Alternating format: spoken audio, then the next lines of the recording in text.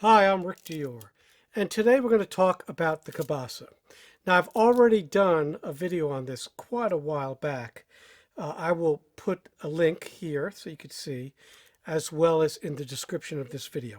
But I've gotten tons of questions about this subject since I put it up, and I've not really done another follow-up video. So I'm going to do that today.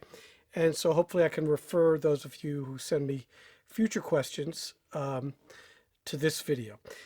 So we'll start out with the instrument, which we've talked about already. So watch that other video first. But this is a LP Afuche Cabasa.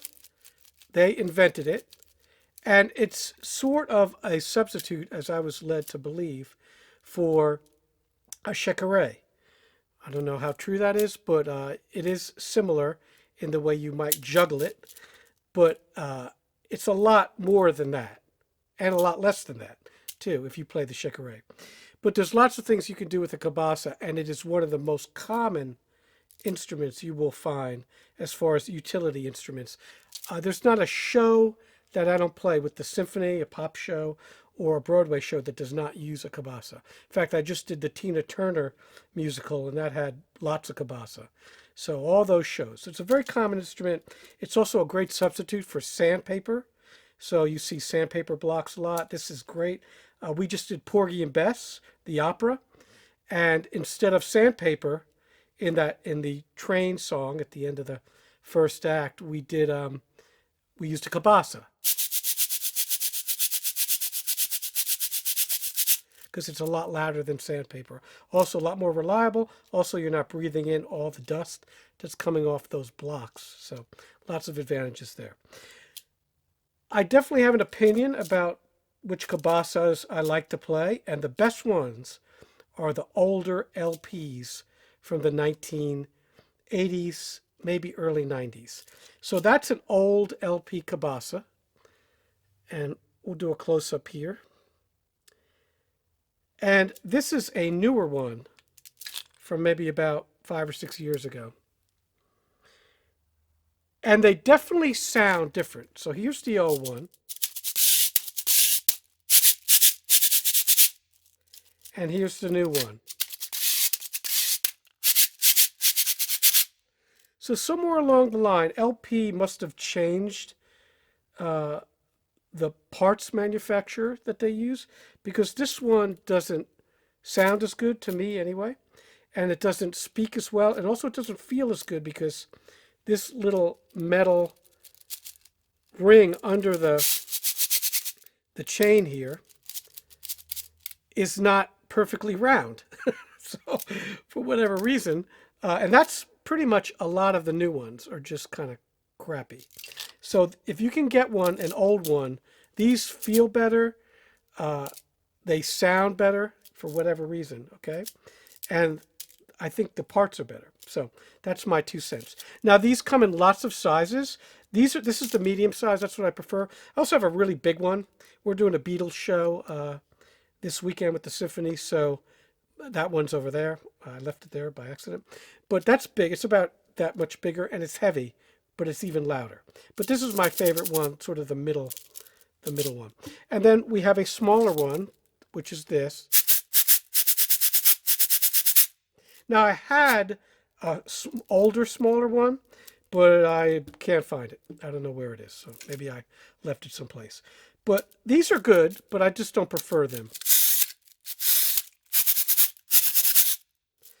And then there's some other companies that make cabasas.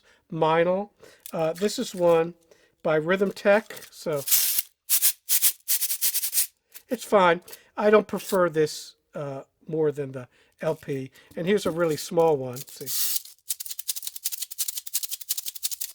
this one's good because you could shake it like that. All right. So this is LP. This particular one. But if you're going to get one, I'd get the medium size. So the second one. So if that's the smaller one, not the smallest, but the smaller one, then you have the middle, then you have the big one. This is the one to get. Okay. If you can find an old one, I would get that. But the newer ones are fine. They're just not as good. So a lot of the questions I got were based on the rolls that I do. So this is a roll. So I explained that in the video how I do it. Basically, I'm just putting my wrist up and it's bringing it down, letting gravity do its thing. So like this, and then bring it down fast.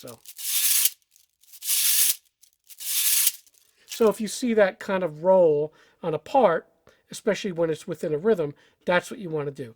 You can also help it by sliding back.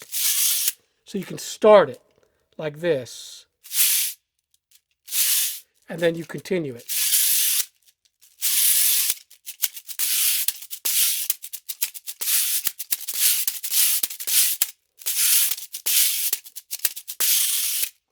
All right, and the longer you hold it up and then bring it down, the longer roll you get. You get short rolls too,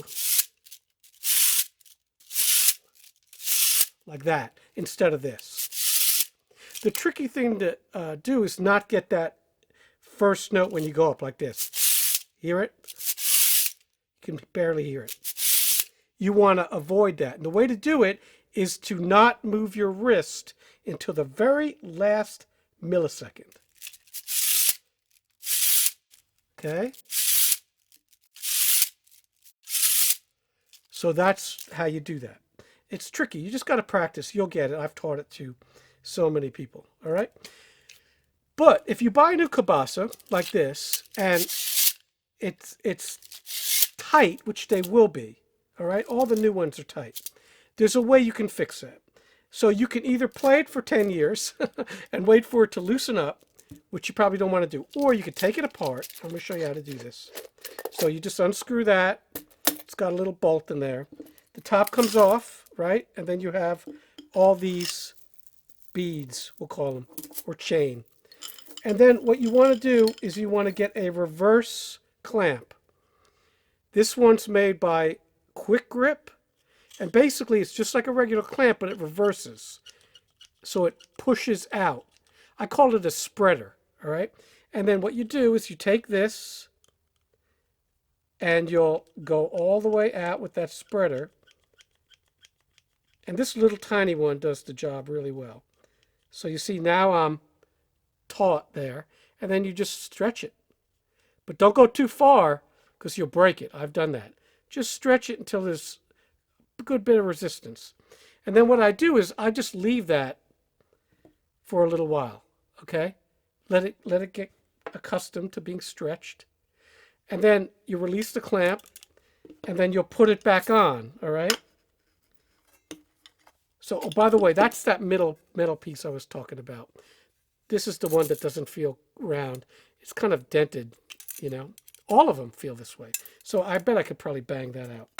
Anyway, you put that back on, and then you take the stretched beads, and then you put it on. You just do that to all of them, all right?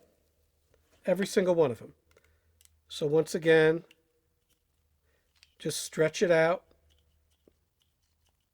If you break one, it's not the end of the world, but and then just leave it for a minute.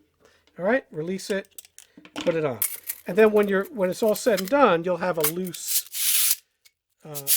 beads, and that's very important because if you do this, it makes it a lot easier. All right, and the rolls become a lot easier, even the shakes. So if you do,